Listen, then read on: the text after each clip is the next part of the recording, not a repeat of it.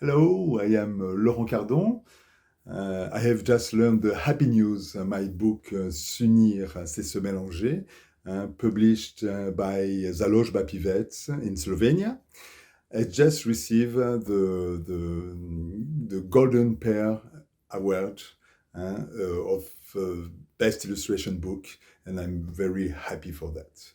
Well, do not ask me to pronounce the title. I think my chicken will do it better. And they learn very quickly to learn the Slovenian.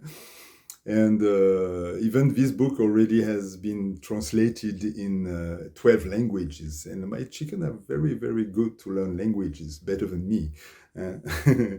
Uh, and I also want to thank the translator of this book, which is Marco Bracina. I have the pleasure to meet him in Maribor, and I knew I cannot check the quality of the translation, but I heard a lot about this, and I'm sure he did a very, very good job. And I know how it's difficult to make translation, not only novels, but also children books, with the jokes and the rhythm to show, to reproduce the idea, the original idea. It's a very hard work, and thank you a lot for this.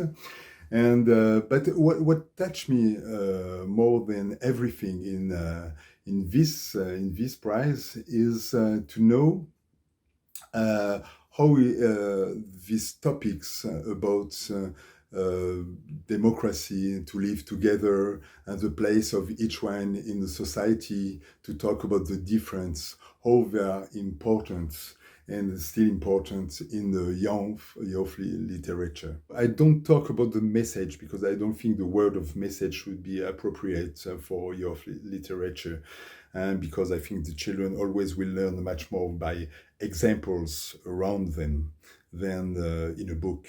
But which is important is to